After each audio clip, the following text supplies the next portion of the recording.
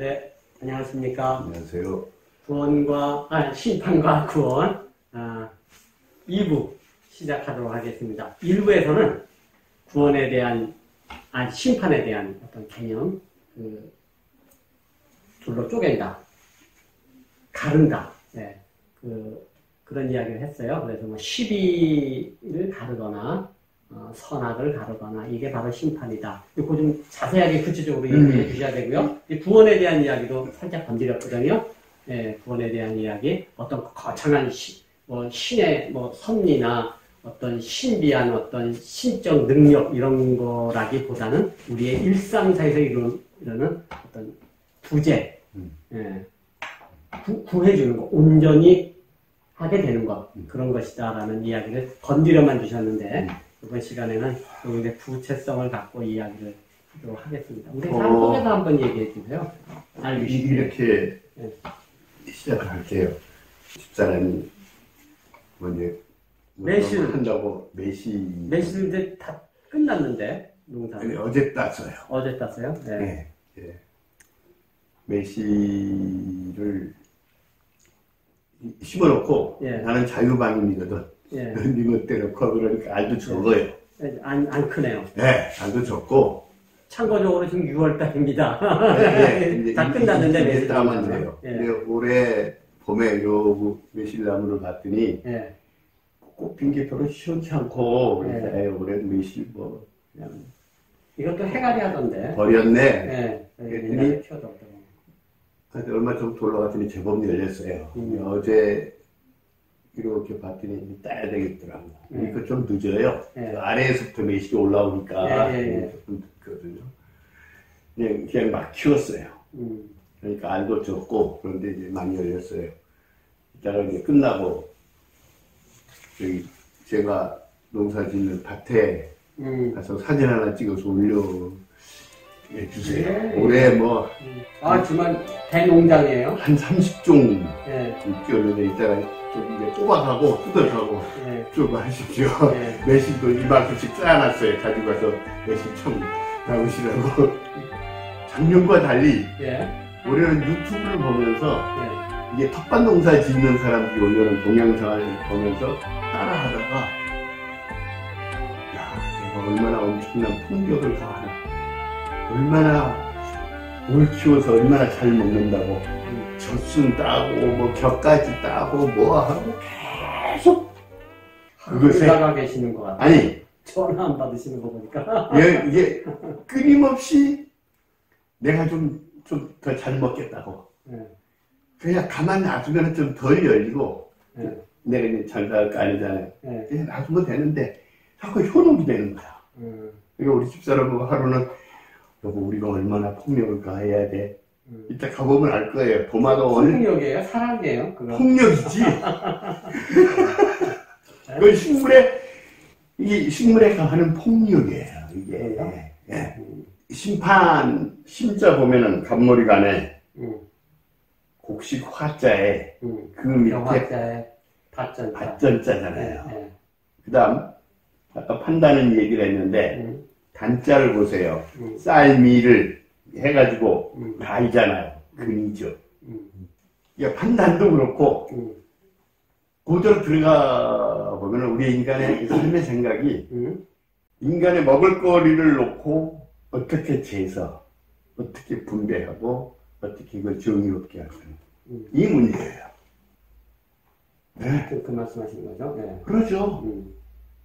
이제 지금 우리가 가장 근원적인 문제가 인간이 같이 얽혀서 살아가면서 인간의 생존을 위한 먹거리를 어떻게 잘라서 어떻게 분배하고 어떻게 정의롭게 할 거예요. 이따 내가 또 얘기하겠어요.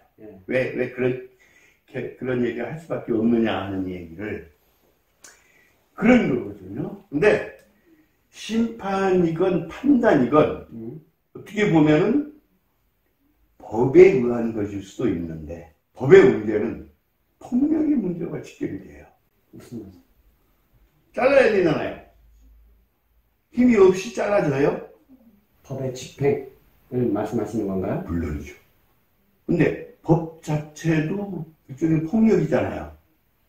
그렇게 하면 안 돼. 자유의 문제죠. 근데 아니 법이라는 것이 사실 지금 그거는 이제 법의 어떤 법의 어떤 잘못된 오작동을 말씀하시는 것 같고, 법은 말 그대로 물이 흘러가는 아주 자연스러운 거 아니에요? 법이라는 것이? 그러니까. 이것이 자연스러운 거라고 명문화하는 순간, 네.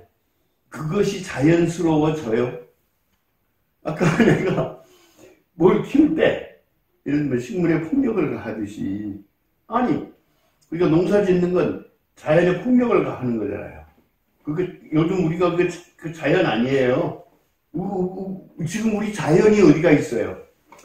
그제 피포지?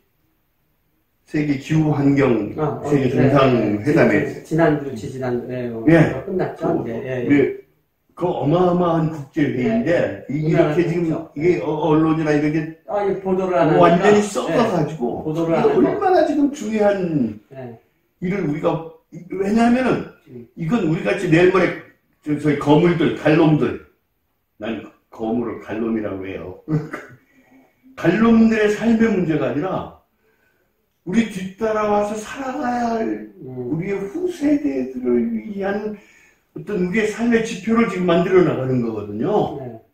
이게 얼마나 중요한 일인데 이것을 이렇게 깔아뭉개고 있어요. 이게 지금 이게 나라가 무슨 꼴인지를 모르겠어요. 요즘 언론이나 이런 것을 보면은 지금 뭐를 하고 있는 거냐 우리가 지금. 어쨌든 그 물을 흘러가듯이 만들었다고 하는 그 자체가 강제잖아요. 아니 우리가 87년 헌법, 그 이전에 박정희 시대 유신헌법, 그러면 어느 게 물을 흘러가듯이 만들어놓은 법이에요? 그러니까 오작동이었다니까요. 그건 다 오작동으로 봐야 되는 거지. 법이 잘못됐어요? 아니면 법의 집행자들이 잘못됐어요? 법도 잘못해서 법을 이용하려고. 아니 그러니까 네. 강제잖아요. 네. 그 법을 강제했잖아요. 강제로 그렇게 만들었잖아요. 박정희가 유신헌법 만들 때. 그렇게 하지 말아야 되는 게 법인데 법을 잘못한 거죠. 근데 모든 법은 그렇잖아요. 강제고 폭력이라고요. 규율을 말씀하세요. 규율 규칙 정도가 아니죠. 그러니까 헌법 정신에 따라 요즘 어떤 사람이 검찰총장 옛날 했던 사람이 그런다며요. 어떤 헌법 정신? 유신헌법 정신? 아니면 지금 그렇게 문제가 많은 67년인가 68년인가 새로 만든 그 헌법이 대통령 단임제 5년 했던 게 87년에 노태우가 만들었을 때 86, 87 아마 그거예요. 어떤 헌법 정신에 따라서, 유신헌법 정신에 따라서 그 사람이 말하는 헌법이 어떤 헌법이에요? 우리의 현실 삶에서 모든 것을 심판하고, 쉽게 얘기하면 재판하고 판단하고 하는 것은 강제고 폭력이고 힘이죠. 힘이 없는데 어떻게 그걸 심판을 해요? 판단을 하고. 요즘 그 잣대를 어떻게 휘둘러요? 그런데 법대로 요즘 재판해요? 그러면 그런 것을 통해서 만약 구원에 이른다고 하면 의해서 구원에 이른다고 한다면 그러면 그 구원은 뭐죠? 우리가 조금 얘기를 정리를 해야 할 필요가 있어요. 근대 세계 이전까지 서구 세계예요. 우리 기독교 크리스텐덤이죠. 크리스텐덤, 서구 크리스텐덤, 그리스도교 세계. 되게 심화적이었어요. 근대 이전까지. 그래서 심판과 구원을 얘기를 할 때 심화적 세계 속에서의 심판과 구원의 문제였어요. 근대 이후 소위 계몽, 소위 법의 문제가 그것을 대체해죠. 더 이상 신의 심판과 신에 의한 구원 얘기가 아득해졌어요. 그런데 그 속에 근대 이후 꿈틀거리고 있는 그것을 부인하기는 어려워요. 그래서 신화적 세계에서 근대 법의 세계로 들어왔다가 현대로 들어오면서 소위 심리학 정신분석학 들어오면서부터 내면의 세계로 그게 들어와요. 자기 비판, 예, 맞아요. 자기 심판, 예, 자기 판단. 예, 크게 보면은 지금 우리가 세 가지가 이렇게 흐름이 있는데 예. 명확하게 쪼개지진 않죠, 이게. 아, 그렇죠. 당연하죠. 어? 예. 이게 지금 뒤엉켜 있는 세계에서 지금 뭐, 막, 필요하면 이가 갖다 예, 대고. 이가 쓰고, 예, 막 그런 거죠, 지금은. 네. 예. 자아 비판, 자기 비판, 이게 언제 이런 게 있었어요? 수적 세계에서 깊은 자기 성찰을 해 나갈 때, 예를 들면, 종교적 세계, 철학의 세계와는 달라요. 그게. 그러면 신의 심판과, 그래서 계몽주의 이후 서구의 합리적 어떤 그런 이성의 어떤 발전에 의한 그런 세계. 그것이 구체화되면서 법으로, 성문법의 역사가 얼마나 되겠어요? 오늘 우리의 삶은 그러네. 헌법, 법, 규정, 예, 내규, 훈련, 예, 점점 두터워져요. 예. 마치 율법이 늘어나듯이. 끊임없이 거기에 붙고 예, 하듯이. 이제는 디지털 감시망 시스템 안에서 예. QR코드, 나 그 약자가 뭐예요? 아직도 QR코드라고 하는 것에 약자를 내가 이해를, 찾아본다 하면서 몇 번 내가 놓쳤어요. 이번에 찾아볼게요. 나중에 한번 찾아보세요. 예를 들면은, 예. 하기가 싫은 거예요. 이게 모든 정보가 기록되잖아요. 그걸 찍으면, 단순히 그 식당에만 무슨 뭐가 레코드겠다. 근데 그걸 뭐 얼마가 지나면 없앤다고 그래요. 근데 정말 없어질까? 모든 기록은 남는 거지. 모든 기록은 남는 어디에 거야. 남든 남죠. 요즘 뭐 KT 뭐에서 뭐 대한민국의 모든 기록을 보관한다고 윤여정이 나와가지고 뭐 이게 하는 선전이 있대. 보니까 모든 기록.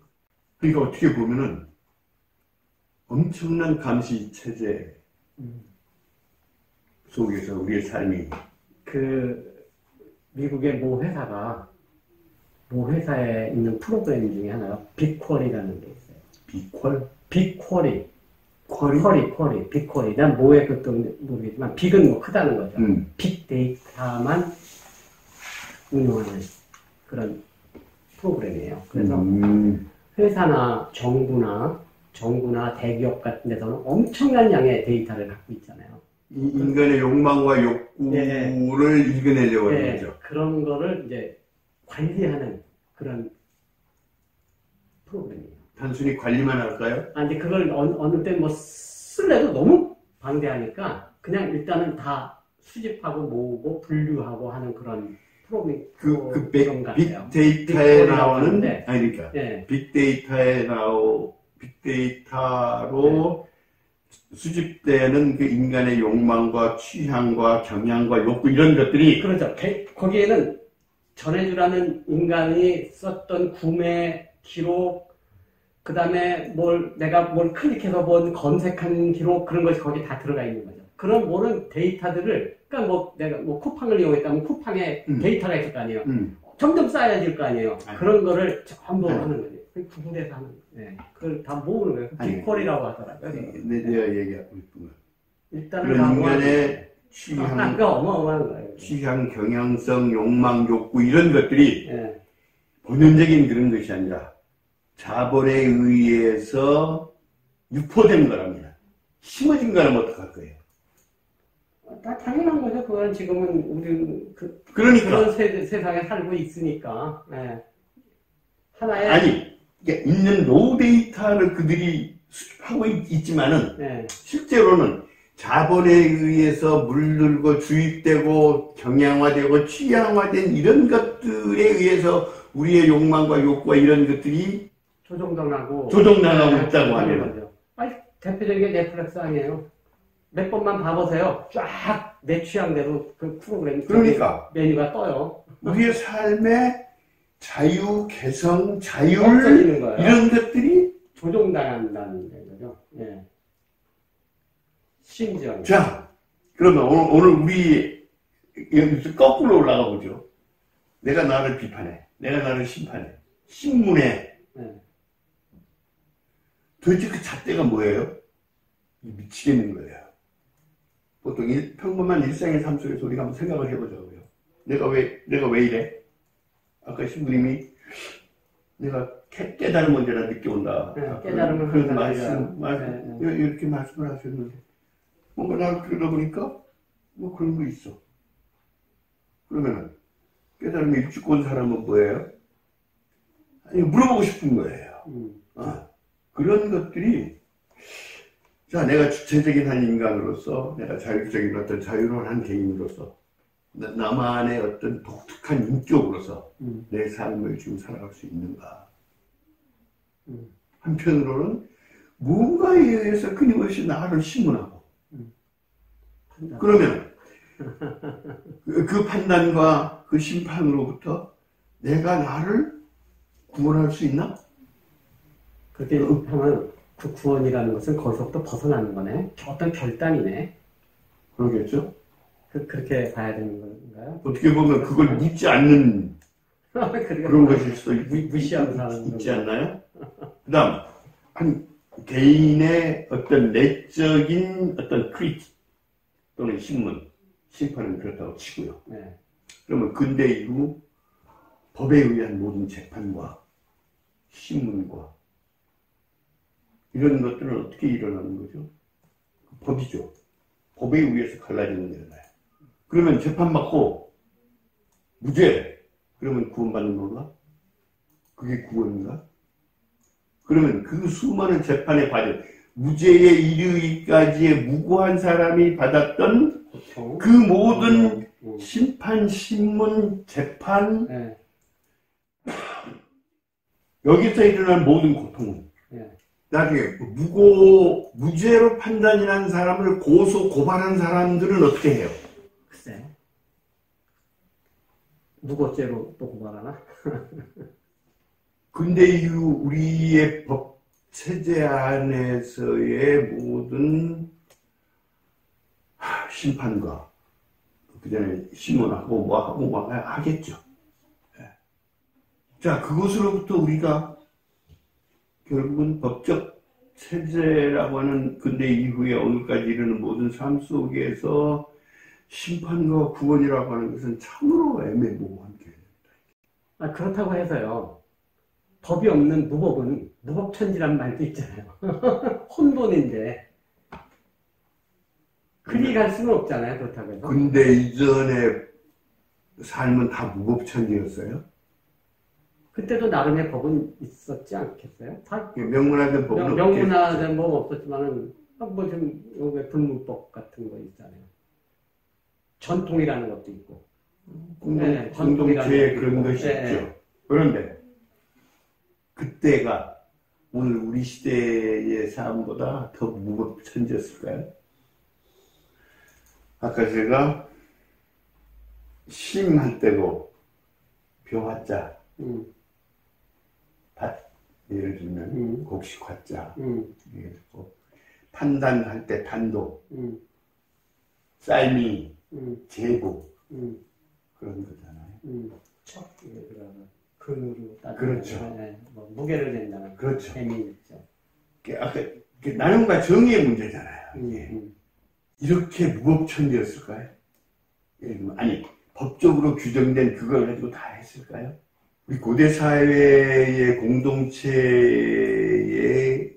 그 공동성과 노동의 공동성, 나눔의 호혜성, 우리가 뭔가 지금 잊어버리고 있는 거 아닐까요? 굉장히 많이 연구되어 있어요. 그러니까 초대 그리스도인들이 마가의 다락방에서 오순절 성령을 받고 그들이 꿈꾸었던 그 삶의 세계가 정말 유토피아였을까요? 한 번도 꿈꿔보지 못한 것이었을까요? 아니면 오랜 세월 속에 그런 얘기를 하죠. 저기 리차드 도키슨가 밈이라고 문화적 유전자라고. 인간의 삶은 모름지기 그리 가야 되고 예수의 삶이 보여준 삶의 형태는 이런 것이 아니었을까? 하고 그들은 깨달은 거 아니었을까요? 성공이냐 실패냐 이건 나중 얘기예요. 예를 들면 어떤 거였을까? 그 다음 다시 돌아가죠. 제가 시대폭력 얘기했었어요. 이번에 그래서 야구 투어를 얘기하면서 작년 때문에 그러면서 지나가면서 얘기했어요. 그 이집트 파라오의 큰 자식이 무슨 죄를 졌길래 신적 폭력이라고 하는 문제가 개입할 때 저희 히브리 성서에서 보면 언제 개입해요? 그 폭력이 언제 개입했냐고요. 성서에서 보면 신을 떠났을 때 그 하느님의 말씀대로 살지 않았을 때 그 말씀의 핵심이 뭐였냐고요. 왜 출애굽에서부터 시작을 해요? 그런 것들이 자유함, 공평함, 정의로움 그런 것으로부터 멀어졌을 때. 그러죠. 노예살이 했죠. 인간을 노예살이 하는 그 삶에 대한 신의 계획이잖아요. 그리고 그런 삶의 시스템에 대한 신의 심판이잖아요. 그로부터 자유케 하고 해방하게 하는 그런 거잖아요. 노아의 홍수로 얘기되는 신의 심판은 또 뭐예요? 소위 노역의 문제고 바벨탑의 문제고 소돔과 고모라의 문제고 예를 들면 창세기에서 보면 끊임없이 언제 개입해요? 적어도 구약 성서의 전통에서 그게 심판이라는 거죠. 히브리인의 전통에서 신의 심판으로 개입하는 삶의 현실이 뭐였냐고요. 근데 지금 기독교에서 하나님의 심판을 얘기를 할 때 그걸 놓고 얘기를 하는 거예요. 그 마지막 날 심판받는다는 그 마지막 날 많이 나오잖아요. 최후의 심판이란 말도 나오고 그 마지막 날 그 종말론적 그런 삶 그렇게 살으라는 소리예요. 마지막 날처럼 심판의 날 하루하루가 심판받는 거예요? 그렇게 살아야 된다는 소리인가요? 그러니까. 그게 구원인가요, 그러면? 그러니까. 네, 그 연결되는 건가요? 그러니까. 심판과 구원이라고 하는 것이 어떤 상태에 대한 어떤 현실에 대한 어떤 상황에 대한 처음에 말씀하신 거 하나님의 개입이라고 하면은 어떤 상황에 개입하냐고요. 어떤 상황에 개입한다고 소위 히브리의 세계에서 그들은 깨달았냐고요. 요한복음 3장 16절부터 하나님께서 세상을 이처럼 사랑하셔서 외아들을 주셨으니 이는 그를 믿는 사람 멸망하지 않고 영생을 얻게 하는 것이다. 어려운 개념이에요. 영생. 주의 아이오니온. 영원한 생명을. 네, 이 아이오는 우리가 얘기하는 영원 그런 거랑 관계가 없어요. 아, 그래요? 이건 아이오는 사건 개념이에요. 카이로스 개념이에요. 크로놀로지컬한 개념이 아니라고요. 시간의 개념이 아니다. 우리 자연적 시간의 어떤 그런 개념이 아니고 그건 크로노스죠. 여기에서 아이온이라고 하는 개념은 사건 개념이거든요. 그래서 굳이 얘기한다면 참생명 그런 말로도 번역이 있어요. 진짜 생명다운 그런 생명. 죽지 않고 하느님 나라에서 하느님 곁에서 천사들과 함께 사는 그런 개념이 아니라 사람답게 사는 온전하게 사는 그런 생명을 얻을 것이다. 이렇게 봐야 된다. 그러셔서 세상을 심판하시려는 것이 아니라 여기가 큰이네요. 심판. 아까 얘기한 쪼갠다. 가른다, 나눈다. 분별한다. 그런 거죠. 아들을 통하여 세상을 구원하시려는 것이다. 소태를. 이런 개념이에요. 그러니까 예수님이 와서 병 고치는 것도 소태래예요. 자모니까 그러잖아요. 약초를 만들고 사람을 고치는 사람도 다 하나님의 손길로 그렇게 하는 것이니 하나님 보내는 사람들이 그들을 믿어라. 그들을 따라라. 왜냐면 또 그런 거예요. 무슨 이 자연의 모든 법칙을 거스르고 시적 능력에 의해서 뭘 고쳐준다? 너무너무. 아들을 믿는 사람은 심판을 받지 않는다. 믿자 심판을 이미 받았다. 어쩌라고요. 그 다음에 그런 사람들. 심판을 받았다고 하는 것은 빛이 굉장히 쉬워요. 그 다음에는. 빛이, 진리가, 참 삶이, 네. 삶의 길이 이 세상에 들어왔는데 안 따라. 뭘 어려워요? 어렵지 않거든요. 사람들이 자기들의 행위가 악함으로 빛보다 어둠을 좋아했다. 악한 일을 저지르는 사람 누구나 빛을 위하여 참다운 삶의 길을 따르지 않으면, 진리의 길을 걷지 않으면 그 길로 나오지 않는다. 그것은 자신의 행위가 드러날까 두려워하기 때문이다. 그러나 진리를 행하는 사람은 빛으로 나온다. 그것은 자기의 행위가 하나님 안에서 이루어졌으면 됩니다. 이게 언제나 사건의 개념이거든요. 아까 제가 그렇게 반문했었죠. 세례받고 다 구원받은 사람들이 대한민국에 1,500만이면 우리가 사는 대한민국이 이 꼴일까? 다 구원의 길로 걷는 사람들이라면 이렇게 될까? 뭐 이게 지나가면서도 언젠가 한번 얘기했어요. 불교도 신자들은 2천만이라고 그러는데 그들이 자비와 깨달음을 다 얻은 사람들이라고 하면 1,500만, 2천만 합쳐서 그러면 뭐 그들의 자비와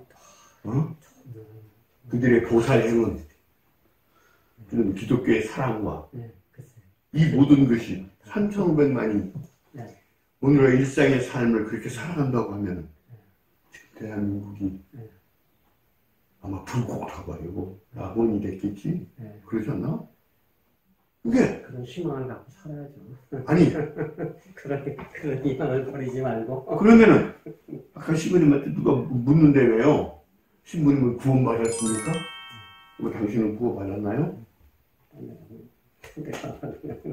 그러면 구원받은 세례받고 구원받은 사람이 시비 걸려고 하는 말이기 때문에 그러니까 구원받았습니까? 하고 묻는 그 사람이 생각하는 구원은 도대체 뭘까요, 이게? 영원한 생명을. 예. 말씀을 하시던 거 얘기 좀 하시죠. 심판과 구원이 네. 뭐 별개의 것이 아니라는 생각이 들어요. 심판이 곧 구원이고, 심판이 있어야 구원이 있는 것이고, 구원이라는 것은 심판을 반드시 따라야 되는 거고, 심판 후에, 그러니까 심판이 전제 조건이라고 해야 되나? 심판과 구원이 별개가 아니다. 네, 아까 그런 생각이 듭니다. 잠깐 얘기를 했었죠. 남을 심판하지 마라. 네. 그 다음에 뭐가 나오냐면은 심판하지 않을 것이다. 남을 정죄하지 마라. 네. 여기 정죄, 이게 카타디카조인데요. 디카조는 디카이오스의 정의의 문제예요. 네. 정의라고 하는 잣대로 뭐를 하고 있는 거냐. 이 굉장히 무슨 말입니다. 근데 이 정죄라고 하는 그 개념은 그것도 마찬가지죠. 지금 우리가 죄를 묻는다고 할 때 정의죠. 그렇다고 해서 우리나라에 뭐 사마리아 인법이라고 있죠. 그런 것이 거기 들어와 있는 거 아니에요. 그 서구에는 그런 뭐가 있는 모양이에요. 위험한 생명이 경각이 되는 사람들 보고 그냥 지나쳤을 때. 그 사람을 어떻게 할 거냐. 그것이 사마리아인 법인데, 우리는 뭐, 그렇게 생각할 수가 없는 거죠. 그러니까, 정죄한다고 하는 문제도 정의의 문제거든요. 그러니까 심판과 구원의 문제는 적어도 예수님 당시에 이런 예수님의 전 말씀을 다시 재구성하고 전기를 쓰고 초대 그리스도인들이 의견을 나누고 편지를 쓰고 하면서 예수님의 삶을 전체적으로 그려낼 때 심판과 구원의 문제가 그 핵심에는 디카이오스네 의로움 단순히 이게 뭐가 아니라 디카이오스의 정의의 문제거든요. 이게 로마가 팔레스타인 이쪽 유다를 지배하는 것도 정의의 문제고, 헤롯 관료들의 문제도 정의의 문제고, 세리의 문제도 정의의 문제고, 이 디카이오스의 문제예요. 그러니까 우리 한글 번역은 그걸 정의라고 번역을 못하고 반다의라고 번역을 해요. 근데 그게 뭐예요? 물어보면 잘 몰라요. 대답을 못해. 쉽게 그냥 우리는 하느님 편에 선다고 그냥 얘기를 하죠. 말도 안 되는 소리. 하느님 편에 서는 게. 의로. 그러니까 하나님의 편에 서는 게 뭔데요? 어떻게 하는 건데요? 그러니까 사건의 개념이죠. 예. 제가 저번에 또 한 번 말씀드렸어요. 우리가 죄의 얘기를 할 때 요한복음에 나오는 그 날때부터 눈먼 아들 예수님을 고쳐주니까 재판에 붙이잖아요. 예. 예를 들면. 그러니까 이 사람들은 법조문이 문제야. 예수님이 뭐라고 그래요? 중요한 건 내가 눈을 뜨고 세상을 보는 게 중요해. 그러니까 너희들이 얘가 눈을 떠서 새롭게 세상을 보기 시작했다고 하는 것을 기뻐하지 못하고 여전히 법죄문으로 이것을 따지는 순간 너희가 죄가 있다 이제부터. 이게 무서운 말이잖아요. 그러니까 하나님의 편에 선다고 하는 것도 어떤 상황에서 내가 어떻게 결단하느냐, 이런 거, 내가 어떻게 판단하느냐 하는 문제잖아요. 그 순간 내가 심판을 받느냐 구원을 받느냐가 결정되는 거 아니에요. 네. 아까 신화적 세계, 법의 세계, 어떤 자아의 세계로 제가 나누었지만 그 안을 일관되게 흐르는 모든 문제는 심판과 구원의 문제의 핵심은 정의의 문제예요. 네. 그래서 제가 자꾸 얘기를 한 거예요. 판단할 때, 단할 때 단도 먹거리를 나누는 거고 심할 때 심도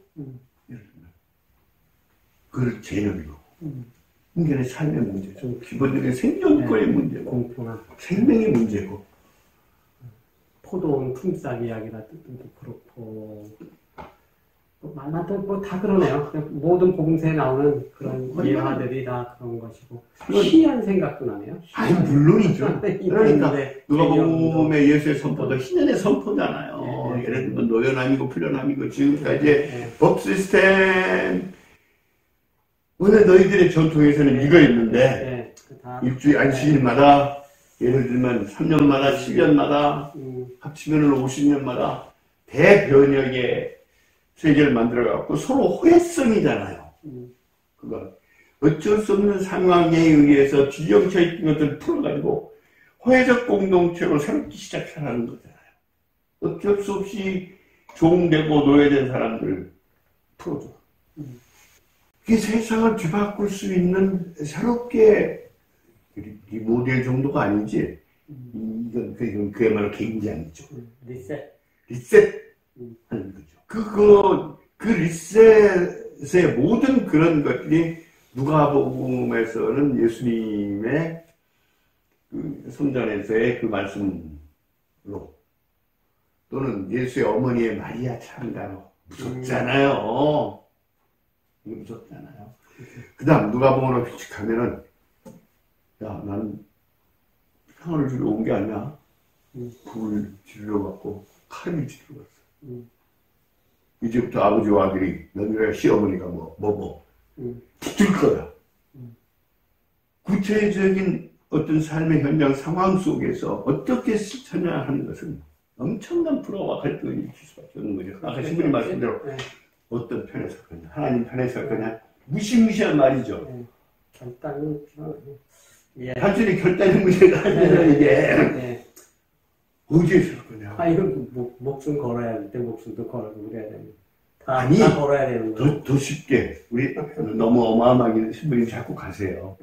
기본적으로 약한 자, 가난한 자, 병든 자, 신음한 자 이런 사람들의 자리에서 결단하라는 얘기 아니에요. 그래요. 지금 어려운 얘기가 아니거든요. 지금 그 앞으로 코로나 이후 한국의 성장이 예를 들면 마이너스 1 더 올라간다고 얘기를 하는데 있는 자들에게는 마이너스 1이 문제가 없겠지만 없는 사람들에게는 혹합니다. 지금 사는 것도 뿌듯한데 거기에서 마이너스 1로 떨어진다고 생각해보세요. 그들에게는 혹한 겁니다. 이게 우리가 그 생각을 못하고 있는 거거든요. 전체 한국 경제 성장률이 어떻게 된다고 한다고 얘기를 하는데 그 마이너스 1이 정말 어려운 사람들에게는 혹한 일이 닥치는 거예요. 그들의 자리에서 경제 문제를 어떻게 바라볼 거냐. 네. 이런 것을 하는 친구들이 있어요. 그래서, 야, 이 시대의 목사보다 낫다. 응? 참나, 진보적인 목사보다 이 시대를 제대로 바라보고 있는 그 통찰이 있구나. 그런 생각을 했어요. 네. 근데 왜 그렇게 예수님을 따른다, 뭘 한다, 뭐 하면서 계속 말씀하시잖아요. 잔치 벌려놓고 가서 거렁뱅이 없는 사람들 있고 있는 사람들 오라고 그러니까 뭐 한다만 한다 핑계 많은데 그래? 가서 젊은 말이 좋아하는 사람들 잔치 채워. 높은 자리 오지 마. 낮은 자리. 그러니까 그게 윤리적인 훈육이나 계명이 아니라 구체적인 상황 속에서 내가 어떻게 판단하고 어떻게 청찰하고 내가 어떻게 결단하냐 하는 문제의 기본적인 잣대잖아요. 캐논이잖아요. 너가 그렇게 결단하고 너 스스로를 심판하는 거죠. 내가 날 심판하는 거잖아요. 그때는. 그리고 내가 그렇게 선택하고 결단하는 순간 세상에 대한 심판이잖아요. 네. 그러면서 구원도 오고. 네. 그것을 통해서 구원받는 거냐, 내가. 네. 우리 기독교적 예수님의 잣대에 의해서 내가 구원받는 거죠. 그게 구원이죠. 그런데 들어먹을 뒤집기 어렵지 뭐. 결국 서 있는 자리인데. 어렵잖아요. 서 있는 자리인데, 내가 서 있는 자리가. 내 십자가를 지고. 그런 문제인데. 십자가를 지고 나를 따르라고 그러는데, 이게 되냐고요, 이게. 그러니까 적어도 심판과 구원을 얘기를 할 때는 그 핵심 개념으로 정의의 개념이 있고, 그게 죽는 것만큼 어렵다, 이게. 차라리 그 말 좀 쓰지 마시라. 그리고 당신들의 잣대로 세상을 바라보지 마시라. 어려운 거다. 정말 어려운 거다. 어떻게 이렇게 함부로 하나님이 세상을 심판한다느니, 구원한다느니, 너가 구원받았다느니, 이런 얘기를 함부로 하시는가. 아무리 성서의 밑자락을, 복음서 밑자락을 갖고 들여다봐도 도대체 지금 기독교에서 현실적인 기독교에서 얘기하는 심판과 구원이라고 하는 것이 어디에 뿌리를 두고 지금 하시는 얘기입니까, 이게. 왜들 그러십니까? 그럼 정의의 길을 뭐라고요? 밤낮 얘기했어요. 기독교인만의 길이 뭐냐? 그 정의의 길이 뭐냐? 또 우리 신도사님이 나를 밤낮 돌려먹는데, 솔라모리에요. 죽도록 어려운 거예요, 사랑한다고 하는 게. 어려운 겁니다. 왜냐면 사람은 정의의 문제니까. 나눔의 문제고, 호혜의 문제고, 리셋하는 문제거든요, 이게. 이게 쉬워요, 이게? 어렵죠. 부자 청년 생각이 나네. 아유. 우리는 다 부자 청년이야. 그럼요.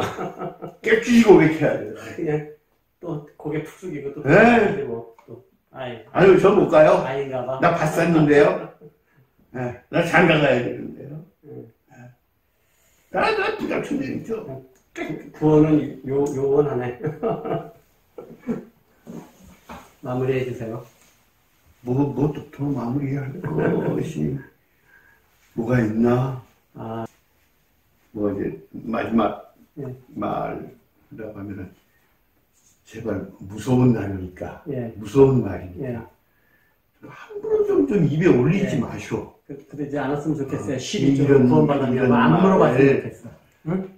뭘 할 때 함부로 좀 입에 올리지 말고 어떻게 남을 향해서 당신 구원받았냐고 물어. 당신 신이야? 당신이 내가 말을 하면은 나의 행위에 대해서 당신이 저 사람 구원받았네 못 받았네 심판할 무슨 자격이나 있고 무슨 잣대나 있는 거야? 갖다 들이댈 걸 들이대고 물을 걸 물어야지. 어떻게 그런 말을 통해서 한 인간을 그야말로 심판하고 판단하고 판별하고 그런 행위를 아무렇지도 않게 할 수 있는가? 그런 생각을 조금 하게 됐습니다. 그 정도 네. 하죠. 그 심판과 구원 결국 또 어렵게 끝났어요. 쉽게 얘기해서. 한 가지만 조금만 더 할게요. 예. 심판과 구원은 뒤엉켜 있고 물어 뜯는 겁니다. 서로. 여기서 얘기한 게 그거잖아요. 그래서 원래 이 엔드라고 하는 과라고 하는 접속사로 나열할 게 아니에요.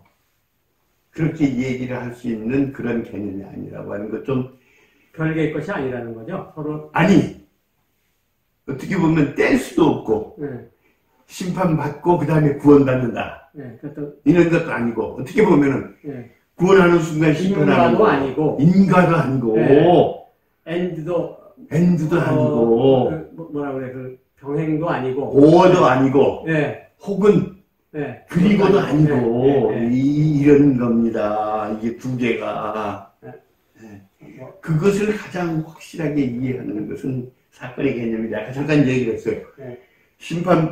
심판이라고 하는 그것과 구원이라고 하는 그것은 동시적으로 발생한다. 그리고 서로 물어뜯는다. 서로 갈등하고 어떨 때는 손을 잡기도 하고 이런 거니까 그것을 구별해가지고 이건 심판이고 여기서 이렇게 하면 구원으로 가고 개념이 아니다. 그렇게 좀 생각 안 했으면 좋겠다. 좀 사고의 전환이 좀 필요하지 않은가 그런 생각을 조금 하게 됐습니다. 감사합니다. 오늘 이렇게 심판과 구원에 대한 이야기 정말 수다를 떨었습니다. 감사합니다.